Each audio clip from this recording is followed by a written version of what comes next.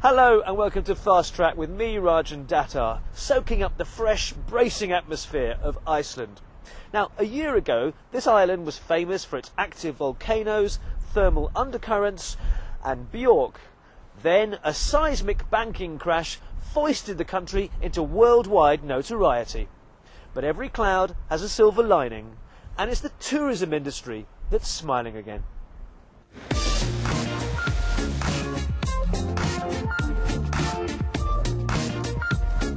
Reykjavik is the most northerly capital in the world and one of the most cultured. Home to the world's first ever parliament, the highest literacy rate on the planet and more chess grandmasters than on entire continents, it enjoys an unrivaled reputation for combining natural beauty with a legendary nightlife. But today, everyone, from pop stars to unemployed bank workers, has a view on the consequences of a financial meltdown that some here call Iceland's Enron. I think people are just really angry, and about how it could go so far. What happened was in some ways a good a wake-up call for a lot of people. I've learned that money isn't everything and you have to value things in life. For example, your family. The Icelandic authorities have meanwhile taken over the country's last remaining independent bank. It's oh so quiet. Shh, shh. 3 Icelandic banks went under last autumn, owing savers from around the world, but mostly in the UK and Holland, billions of dollars. At the end of last month, Iceland's parliament agreed to pay back the money, but that means every one of the country's 300,000 citizens owes around $20,000. Iceland's dream of creating a brand new Wall Street collapsed under financial recklessness and overweening ambition. This shiny new office block lies abandoned as Iceland returns to its roots: fishing, nature and tourism.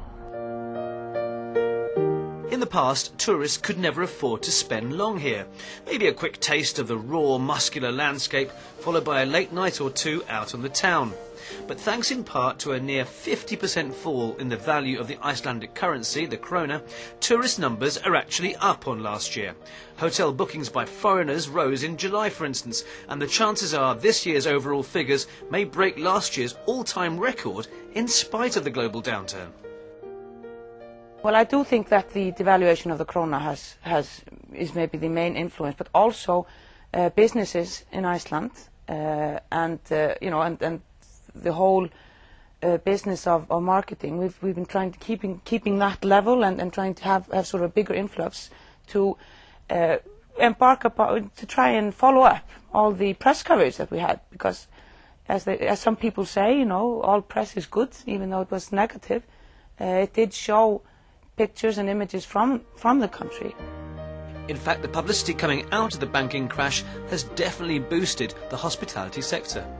Activities are up, what people do when they come here. Shopping is up quite a lot, and in the whole, things have been fabulously busy for this summer. And airlines in Iceland are also reporting healthy figures that buck global trends. Iceland Express is a low-cost airline that now operates routes to 17 destinations in Europe and has hopes for expansion to America and Canada. Business has been good. Many people were afraid that this would be a difficult summer, but it really wasn't. It was quite a good summer, and we saw some increase in incoming traffic. And even though everybody realized that this is going to be a difficult winter ahead, we are optimistic. And like many Icelanders, the airline has shown enterprise in tough times. We've definitely tried a few different things, like small events, concerts and shopping here in Iceland. And we've been, for example, offering a personal shopper to travelers, somebody who will guide them through the shopping scene in downtown Reykjavik. How does that help your business? Well, it gets people interested in the airline and in the destination.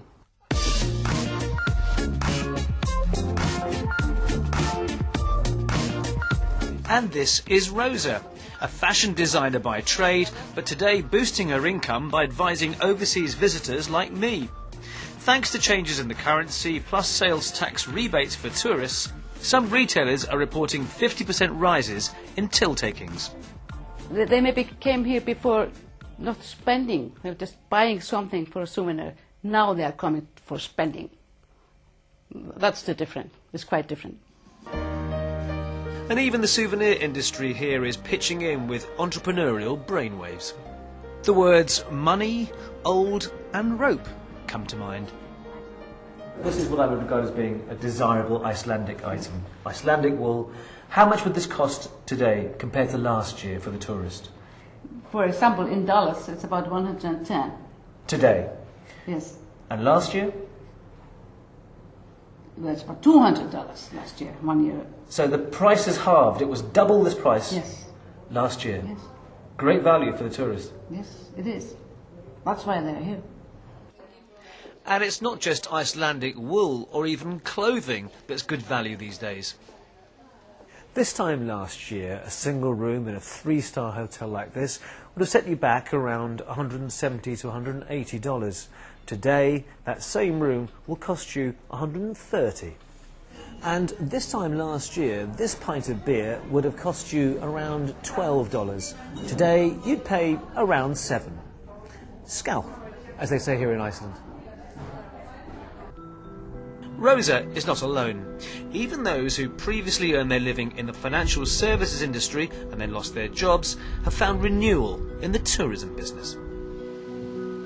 Inga Jessen was working for an investment bank, managing office buildings across Europe, before she was laid off and started a blog for the unemployed.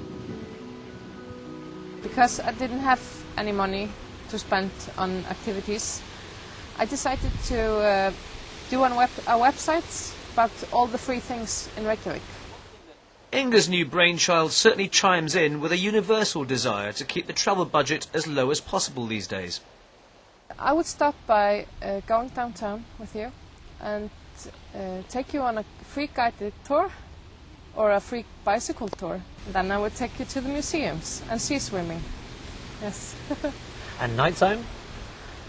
There are a lot of bars and nightclubs that have free entrance, so you can enjoy Icelandic music without paying any money. Ultimately, Inga, like many other Icelanders, is reconnecting with the natural riches of the environment and not those of contrived and questionable financial instruments. I think all people are re-evaluating their lives. For example, for me, because I had been working in a bank for 11 years and now I'm in tourism, like you said. And I just started to think, what is my interest and how to pursue it. Now, almost every Icelander has a hefty personal stake in the financial fortunes of their country. And as the crucial winter season looms, they'll be watching with keen interest exactly how well the tourist sector fares.